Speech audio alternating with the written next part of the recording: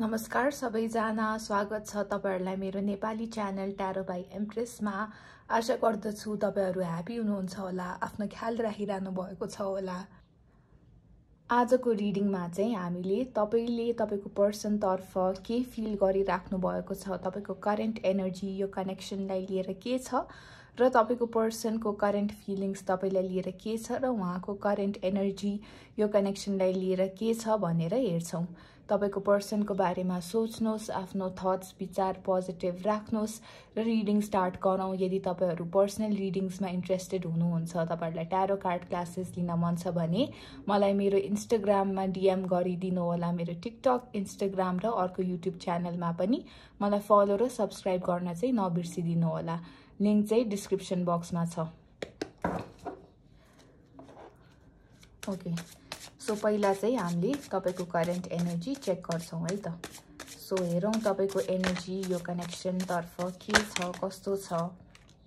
Okay, lovers card आइराखेको छ। तपाईलाई चाहिँ जेन्युइनली लाग्छ यो पर्सन तपाईको सोलमेट हो, तपाईको ट्विन फ्लेम हो, किनभने एकदमै स्ट्रङ बन्ड तपाई फिल गर्नुहुन्छ। एन्ड तपाईको लाइफमा अरु अप्सन्सहरु पनि हुन सक्छ। तपाईले पास्टमा अरु मान्छेहरुलाई पनि डेट गर्नु भएको हुन सक्छ, तर तपाईले यति इन्टेन्सली चाहिँ कसैको लागि पनि फिल गर्नु भएको छैन। एन्ड कतै कतै चाहिँ तपाईलाई लाग्न सक्छ कि यो कनेक्सन एकदमै कार्मिक हो, किनभने तपाईले एकदमै धेरै हार्ट एक, एकदमै धेरै सफरिङ एक्सपिरियन्स गर्नु भएको छ यो कनेक्सनमा। र माया यति पेनफुल हुन्छ र भन्ने क्वेसन तपाईको माइन्डमा धेरैचोटि आएको हुन सक्छ, तर न तपाईले यो कनेक्सनलाई लेट गो गर्न सकिराख्नु भएको छ, न त तपाईको कनेक्सनमा पोजिटिभ चेन्ज नै आइराखेको छ, जसकारणले गर्दाखेरि तपाईहरु एकदमै धेरै डिप्रेस्ड, एकदमै धेरै एङ्ग्सियस फिल गरिराखेको देखिराखेको छु। तर तपाईहरुले एकदमै धेरै गाइडेन्स पनि पाइराख्नु भएको छ युनिभर्सबाट।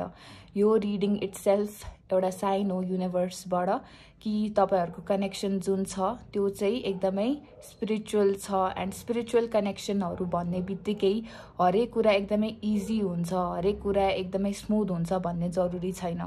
स्पिरिचुअल कनेक्सनहरुले एकदमै ट्रिगर गर्छ एन्ड तपाईहरु पनि एकदमै ट्रिगर्ड फिल गर्नुहुन्छ यो कनेक्सनमा। मैले त्यही नै देखिराखेको छु। तपाई चाहनुहुन्छ तपाईको पर्सनले तपाईलाई चुज गरोस्, तपाईहरुको युनियन होस् भनेर। एन्ड अहिले चाहिँ तपाईहरु एकदमै आफूमा इन्भेस्ट गर्न थालिराख्नु भएको छ, सेल्फ लभमा आइराख्नु भएको छ।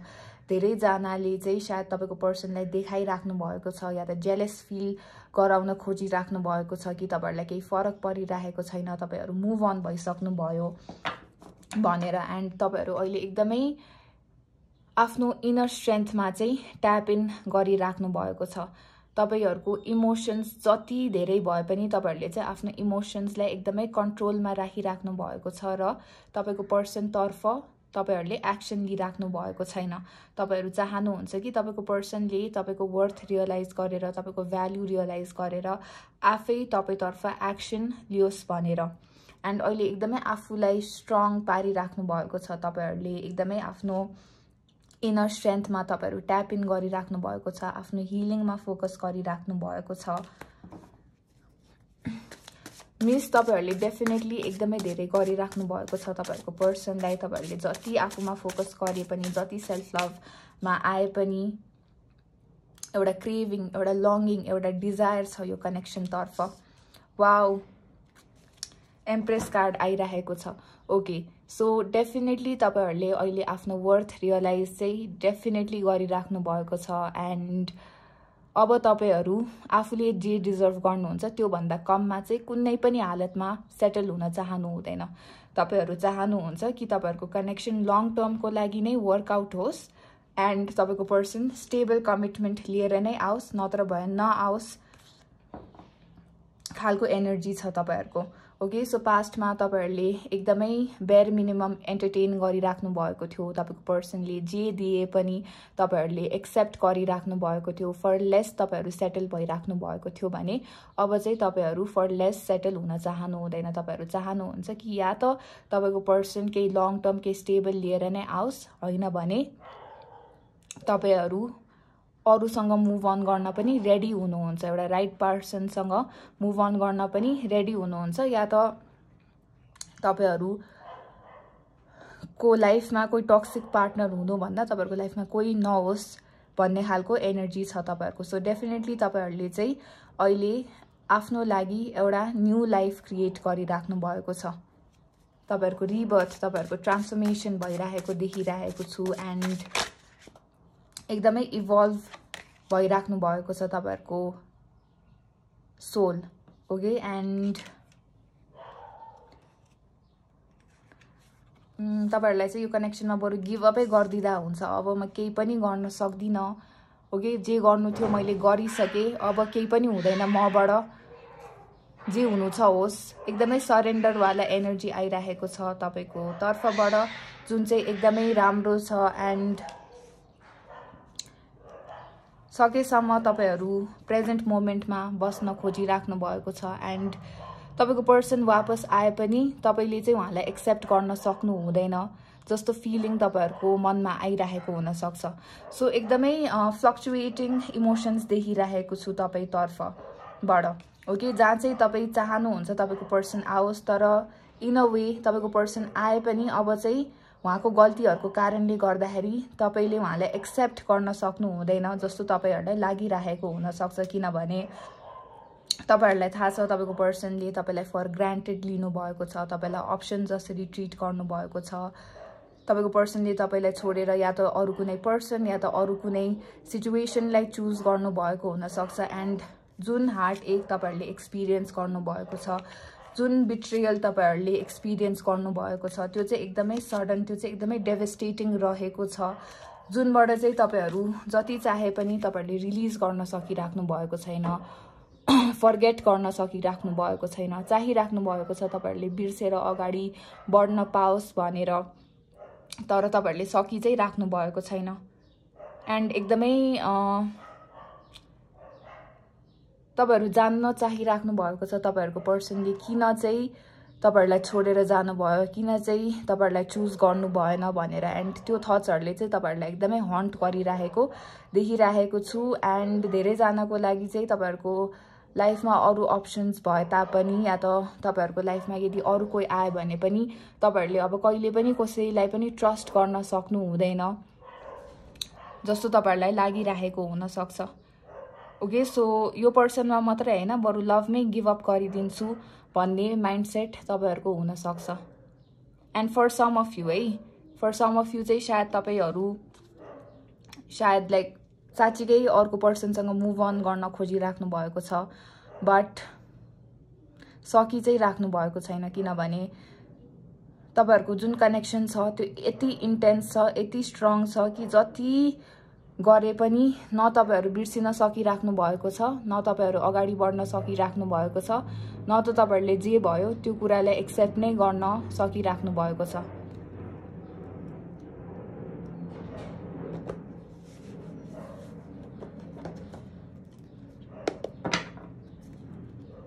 ओके, सो तपाईको पर्सनको एनर्जी चाहिँ हेरौँ है त तपाईहरुको तर्फ, यो कनेक्सन तर्फ। ओके, सो तपाईको पर्सनको एनर्जीको कुरा गर्दाखेरि चाहिँ तपाईको पर्सनले पछाडी फर्की हेरिराख्नु भएको छ। एन्ड तपाईको पर्सनले तपाईलाई या त चिट गर्नु भएको हुन सक्छ या त कुनै न कुनै वेबाट उहाँ एकदमै डिसअनेस्ट हुनु भएको छ। उहाँले यो कनेक्सनलाई डेफिनेटली फर ग्रान्टेड लिनु भएको छ। तपाईको ट्रस्ट उहाँले धेरै टाइम्स ब्रेक गर्नु भएको छ। एन्ड अहिले पनि उहाँले आफ्नो गल्तीहरु एडमिट गर्न खोजिराख्नु भएको छैन, आफूलाई डिस्ट्र्याक्ट गर्न खोजिराख्नु भएको छ, आफ्नो झुटहरु आफैलाई कन्भिन्स गर्न खोजिराख्नु भएको छ।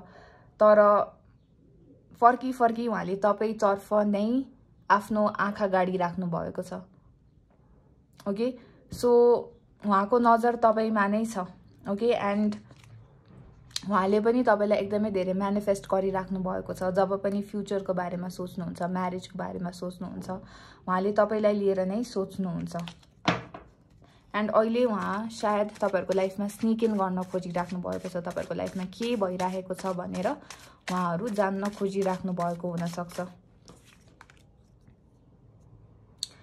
तपाईहरुको जे पनि सिचुएसन छ त्यो सिचुएसनलाई लिएर तपाईको पर्सन पनि ह्यापी हुनु हुँदैन। एन्ड युजुअली नाइटमा उहाँले तपाईको बारेमा एकदमै धेरै सोच्नुहुन्छ, तपाईलाई एकदमै धेरै याद गर्नुहुन्छ, एकदमै लस्ट, एकदमै लोन्ली फिल गर्नुहुन्छ।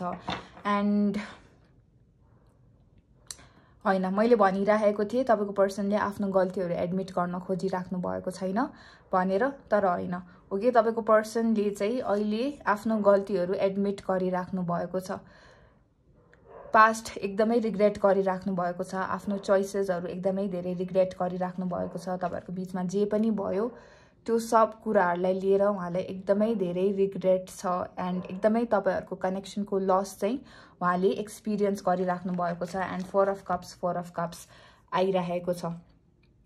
सो उहाँको गल्तीहरूले चाहिँ अहिले उहाँलाई एकदमै धेरै हन्ट गरिरहेको छ। एन्ड फर्की उहाँहरूले तपाईहरुको बीचमा जे पनि भयो, उहाँले तपाईलाई जसरी पनि ट्रिट गर्नुभयो, तपाईलाई रिजेक्ट गर्नुभयो, तपाईलाई छोडेर जानुभयो, अरू कुनै सिचुएसन, अरू कुनै पर्सनलाई चुज गर्नुभयो, त्यसको एकदमै धेरै रिग्रेट देखिरहेको छु। ओके, एन्ड राति उहाँ सुत्न सकिराख्नु भएको छैन, एकदमै डिप्रेस्ड देखिरहेको छु, एक्लै उहाँ रोइ पनि राख्नु भएको हुन सक्छ। सो अहिले चाहिँ उहाँले क्ल्यारिटी पाइराख्नु भएको छ, यो कनेक्सनलाई लिएर बुझिराख्नु भएको छ तपाई कति इम्पोर्टेन्ट हुनुहुन्थ्यो उहाँको लागि भनेर। एन्ड तपाईले जे पनि भन्नुभएको थियो तपाईले ठिकै भन्नुभएको थियो जस्तो उहाँलाई लागिरहेको छ। सो तपाईले तपाईको पर्सनलाई केही भन्नुभएको हुन सक्छ। Okay, it can be anything. तपाईले सायद उहाँको बिहेभियरलाई लिएर केही भन्नुभएको हुन सक्छ, तपाईले उहाँलाई केही गाइडेन्स, केही एडभाइस दिनुभएको हुन सक्छ।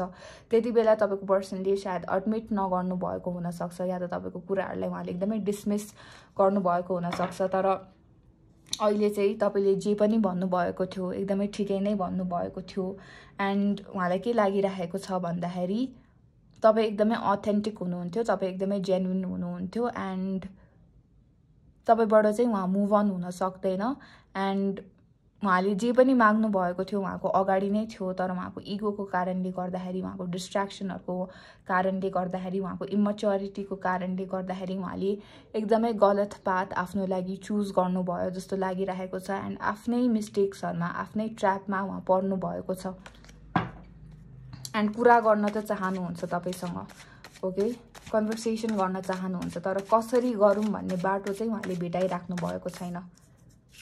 तपाईलाई उहाँले फेस गर्न खोजिराख्नु भएको छैन, तपाईलाई जानी जानी नै अभोइड गरिराख्नु भएको छ। किनभने उहाँलाई थाहा छ उहाँको गल्ती थियो, उहाँलाई थाहा छ उहाँले नै यो कनेक्सन बिगार्नु भयो, अब कसरी ठिक गरौँ भनेर चाहिँ उहाँले बाटो पाइराख्नु भएको छैन। एन्ड उहाँले जुन पनि सिचुएसन, जुन पनि पर्सनलाई चुज गर्नुभएको थियो, किनभने डेफिनेटली थर्ड पार्टी चाहिँ सिग्निफिकेन्ट रहेको छ तपाईहरुको कनेक्सनमा, चाहे त्यो फ्रेन्ड्स होस्, फ्यामिली होस्, करियर होस्, अर्को पर्सन होस्, त्यहाँ कुराहरू वर्कआउट गरेको छैन। अहिले तपाईको पर्सन एकदमै धेरै आइसोलेसनमा हुनुहुन्छ, एक्लै टाइम स्पेन्ड गरिराख्नु भएको छ, उहाँको स्पिरिचुअल अवेकनिङ भइरहेको देखिरहेको छु। एन्ड आफ्नो गल्तीहरू उहाँले फेस गरिराख्नु भएको छ, आफ्नो स्याडोजहरू फेस गरिराख्नु भएको छ। एन्ड जब उहाँले रियलाइज गरिराख्नु भएको छ उहाँले तपाईलाई कुन वेजमा हर्ट गर्नुभएको थियो भनेर, उहाँ एकदमै एम्ब्यारेस्ड हुनुहुन्छ, एकदमै गिल्टी फिल गरिराख्नु भएको छ।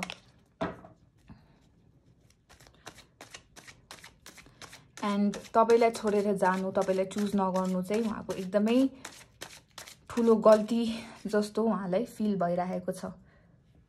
8 अफ कप्स आइरहेको छ।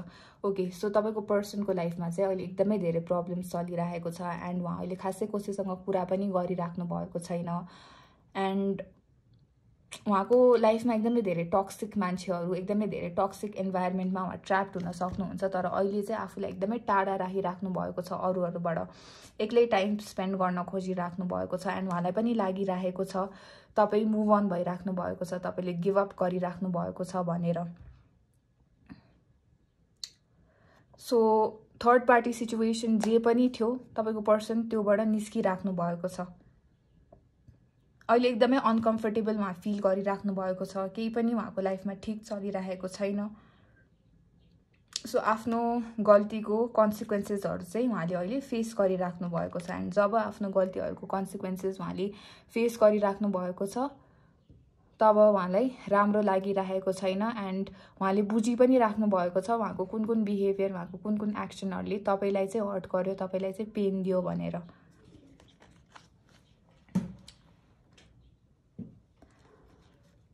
तपाईको पर्सन लाइक आई सेड है यो कनेक्सनलाई उहाँ ठीक गर्न चाहनुहुन्छ, तपाईसँग कम्युनिकेट गर्न चाहनुहुन्छ, तर मैले भनिहालेँ नि उहाँ आफ्नै गल्तीहरुमा अहिले ट्र्याक्ड फिल गरिराख्नु भएको छ। उहाँले एउटा बाटो भेटिराख्नु भएको छैन। उहाँले यति धेरै गल्ती गरिसक्नु भयो कि अब हरेक कुरा उहाँको हातबाट गइसक्यो। अब उहाँले कुनै पनि हालतमा आफैले यो कनेक्सन ठीक गर्न सक्नु हुँदैन जस्तो लागिरहेको छ। तर उहाँले पनि तपाईमाथि यो कनेक्सनमाथि उहाँले गिभ अप गर्न सकिराख्नु भएको छैन। इनफ्याक्ट उहाँको लङ्गिङ, उहाँको डिजायर तपाईतर्फ झन् बढिरहेको छ। एन्ड तपाईको भ्याल्यु, तपाईको वर्थ उहाँले एकदमै राम्रोसित बुझिराख्नु भएको छ। तपाईको इम्पोर्टेन्स उहाँले एकदमै राम्रोसित बुझिराख्नु भएको छ। एज वेल एज सर्टेन मान्छेहरूको असली रूप उहाँको अगाडि आइरहेको छ। एन्ड उहाँको लाइफमा खासै कोही जेन्युइन रहेछ, ओके, उहाँ नै रेड फ्ल्याग रहेछ, उहाँमा नै गल्ती रहेछ, उहाँ नै हिल हुनुपर्ने रहेछ भन्ने रियलाइजेसनहरू चाहिँ अहिले तपाईको पर्सनलाई भइरहेको छ।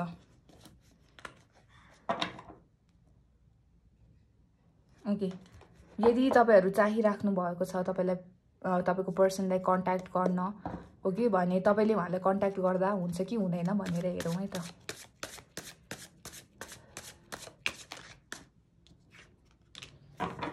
ओके, 5 अफ स्वर्ड्स आइरहेको छ, च्यारियट आइरहेको छ, 10 अफ कप्स आइरहेको छ, बटम अफ द डेकमा छ क्वीन अफ कप्स। ओके, तपाईहरुलाई जति कन्ट्याक्ट गर्न मन लागे पनि कन्ट्याक्ट उहाँलाई नगर्नुस्।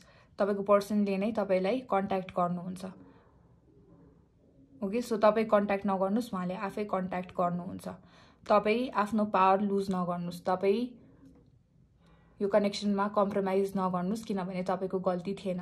ओके, सो घरिघरि आफ्नो सेल्फ रेस्पेक्टलाई चाहिँ डाउन नगर्नुस्, सेल्फ लभमा आउनुस्, उहाँलाई कन्ट्याक्ट नगर्नुस्, उहाँले तपाईलाई आफै कन्ट्याक्ट गर्नुहुन्छ।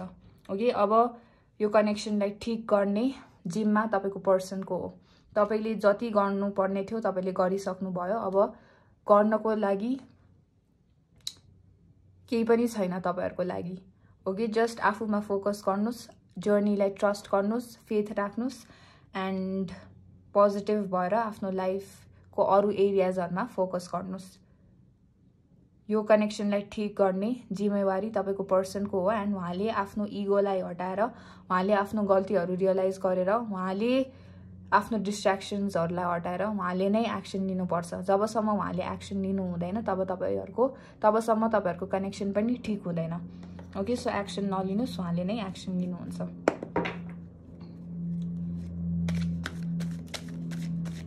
ओके, तपाईको पर्सनले के एक्सन लिनुहुन्छ भनेर हेरौँ है त। डेभिल,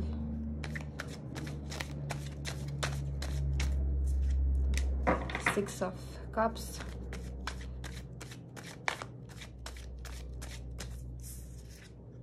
टू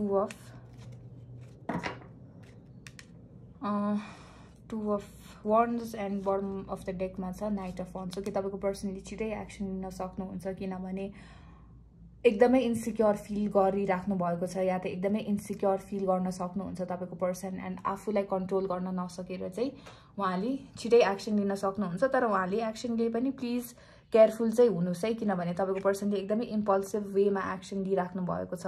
खाली तपाई मुभ अन भइसक्नु भएको छ कि छैन भनेर हेर्नको लागि मात्रै।